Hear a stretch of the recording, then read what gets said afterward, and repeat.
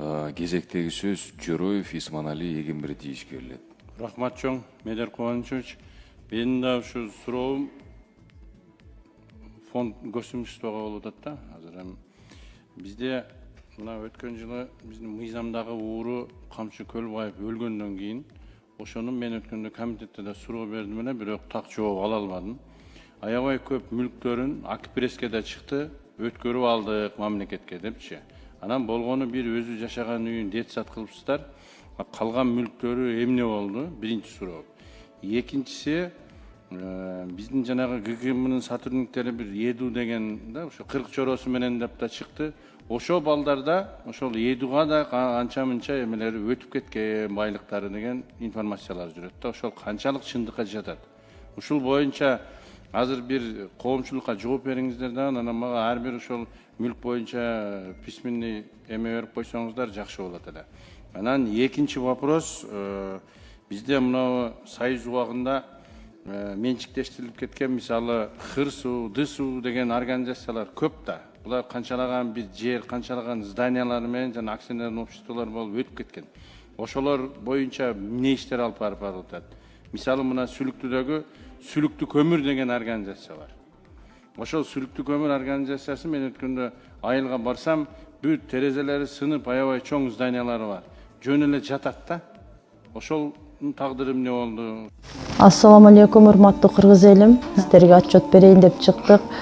Сиздерден чогулган акча 200 000 сом болду. Азыркы учурда бизге дагы да акча каражаты керектөлүүдө. Уулум Мухаммаддын чет өлкөдө 4-үнчү жолку операция жасатууга акча каражаты жетишсиз. $45,000 каражаты керектөлүүдө. Ушу кайдыгер карабастан уулум Мухаммаддын операциясына жардам берип кетиңиздерди суранарым. Бизден кайтпаса Алладан кайтсын. Баланын бир жери ооруса, эненин жүрөгү ооруйт экен. Сиздерден суранарым, ушу баламдын басып кетүүсүнө себепкер болуңуздар. Балам азыркы учурда 4,5 жашта баса албайт. Тепке да өзү басып баруусун каалайм мен. Акча жагынан жардам бере албасаңыздар дагы видеого лайк басып, таратып, жайылтып коюңуздар. Кайрымдуулук кылам деген инсандарга М-банк өзүмө тиешелүү кымбат К деп чыгат. Бул жерде мошенство жок. 3197 Россия өлкөсүнөн котором дегендерге Сбербанк бар, Тинькофф жок. 3097 Нурбек Т деп чыгат. Өзүмдүн энем Россия өлкөсүндө жумуш кылып жүрөт. Сиздерден суранарым ушул бул жагына дагы колдоо көрсөтүп, жардам кылып кетиңиздерди өтүнөм. Аллах барыңыздардан ыраазы болсун. Ошолор боюнча бир жооп берип коюңуздарчы. Бизге өткөн мүлк боюнча Көлбаевдин мүлктөрү боюнча сизге кагаз кат түрүндө жооп беребиз. Көлбаевдин мүлктөрү бизге Гаугиге өткөндөр боюнча бизде тизмеси бар, сатылган жана соц нуждага берилген объектилерде болгон. Еду деген кызматкердин канчасын алып калган, канчасын алып калбаганы боюнча бизде маалымат жок.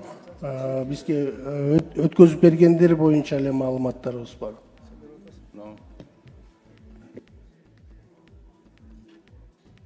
Экинчи могу менчиктештирилген жана эмелер боюнча союз бузулгандан кийин ошолордун жерлери, ошолордун зданиялары эмне болуп атат?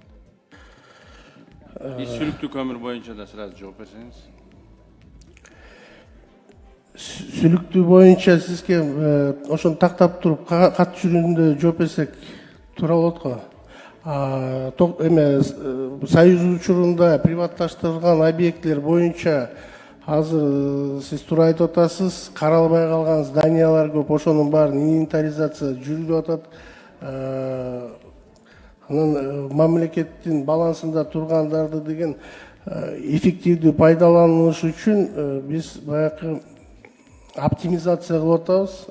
Эки бир предприятияны бир кылып кошконго ошолор боюнча азыр иш алып барып атабыз. Жок, мисалы мен сураганым, мисалы өткөрүп алды да, ошол убакта акцияларды сатып алып, бирөөлөр өткөрүп алды. Кийин анан бирөөгө сатып ийди. Ал бир канча жыл өткөндөн кийин сатылып кылым иши козголду. Бирок сатып алган киши бул добросовестный покупатель болуп калат да, туурабы? же тартып алып кое бересиңер? Мен ошол боюнча билейин деп атам да. Аны биз аныктабайбыз, аны сот органдар жана правоохранительный органдар аныктайт го. Рахмат чоң. Чоң рахмат, урматтуу кесиптештер. Азыр жаңы эле биздин төраганын орун басары Болот Адылбекович келип, менин көз карашымда эң туурадай сунуш киргизди. Баяндамачы айым экен, анан дагы бир жарым сааттай туруп жооп берет экен. Эгерде туура көрсөңүздөр, отуруп алып деле жооп берсе, туура болчу да экен. Акт такого джентльменского визита, да. Отуруп алыңыз анда, урматтуу Беназир айым. Кезектеги сөз Жиянбаев Уланбек Коргонбаевичке берилет. Сөз сизде. Рахмат. Медер Кубанычевич, саламатсыздар, урматтуу депутаттар, чакырылгандар. Барыңыздар көрүп атасыздар, бул мыйзам же жана баяндамачылар же жооп бере тургандар толук кандуу жооп бере албай атасыздар. Менде мондой вопрос да, мүлк фондуна. Сиздердин түзүлгөнүңүздөр канча жыл болду? Кайсы жыл түзүлгөн мүлк фонду? 1991 жылдан бери мүлк фонду. 91? Ооба. 91 жылы. Ооба. Сиздерден сатып алынган объектилер, повторно мамлекет алып койгон учурлар барбы? Мыйзамсыз болсо алып койгон учурлар бар. Значит, мүлк фонду мыйзамсыз саткан болобу анда?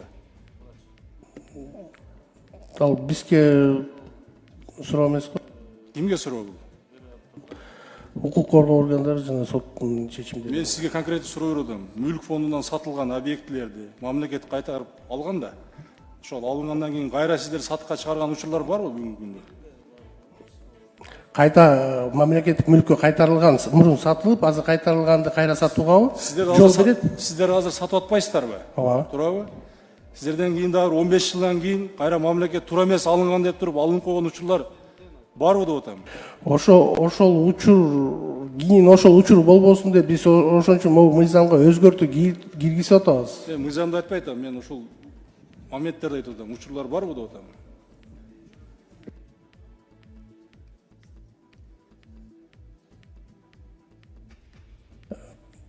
Расмий тилде айтканда, мы возвращаем в госсобственность, андай учурлар катталган эмес. Сиз түшүнбөдүңүз суроогочу. Мындай болуп атат да, урматтуу депутаттар, бул мүлк фонду бүгүнкү күндө өзүнүн функциясын аткара албай калды. Сиздер толук кандуу реформага барышыңыздар керек. Сиздерден сатып алган жеке ишкер болобу, бизнесмен болобу, ошол мүлк мамлекет тарабынан корголуш керек. Сиздер тарабынан мыйзамга сунуш беришиңиздер керек, кепилдик жагынан. Сиздерден сатып алынган мүлк бүгүнкү күндө кайра мамлекет 15 жылдан кийин, 20 жылдан кийин, 10 жылдан кийин сен арзан сатып алган экенсиң деп туруп, кайтарып албай тургандай болуп, кепилдик менен келишиңиздер керек. Бул мындай сулчулар көп.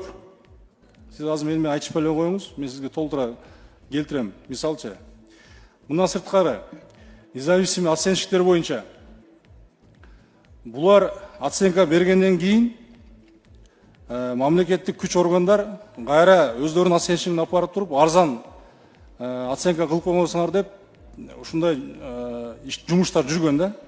Ушулар боюнча кандай оюңуздар? Независимый оценщиктер берип атат биринчиси.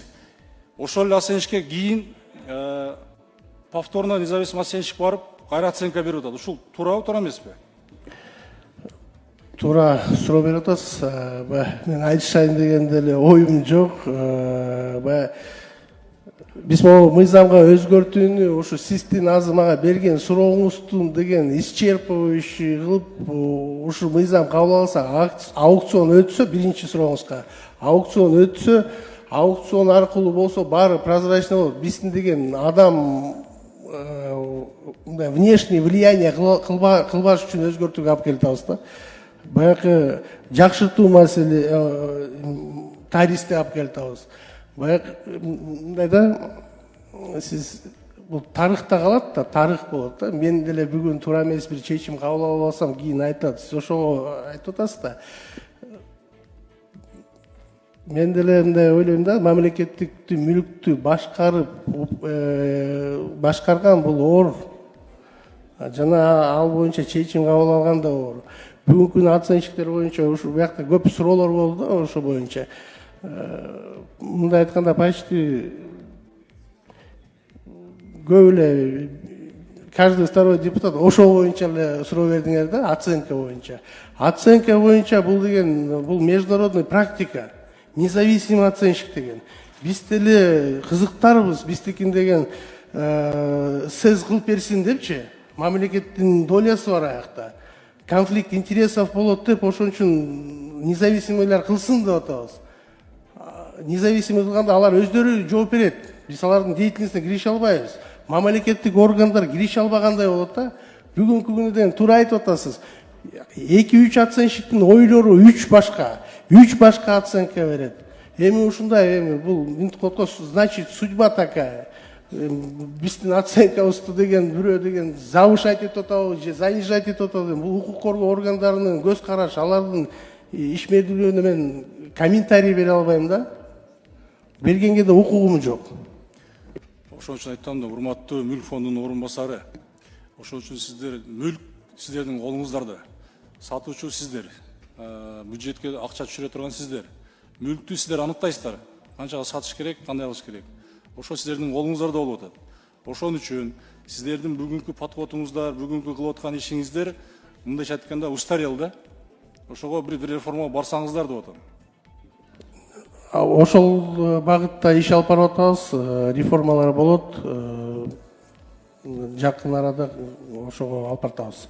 Цифровизацияда кылабыз, баарын тең ачык, айкын болгонго алып бартабыз да. Мындай эч кимде бир ушундай ушу эмеде, ушу залда берилген суроолор кийин берилбесин деген максатта бартабыз. Азыркы жаңы алып келген мыйзамыңыздар боюнча баарын өкмөткө берип атасыздар да. Жана стратегический объекттери гана жогорку кеңештин жанагы кегилишүүсүндө, калганын баардыгын өкмөткө берип атасыздар. Мында мыйзамдын ичинде толтура экен да. Анан сиздерге жанагы ачык айкындуулук боюнча вопрос көп, мүлктөр боюнчачы.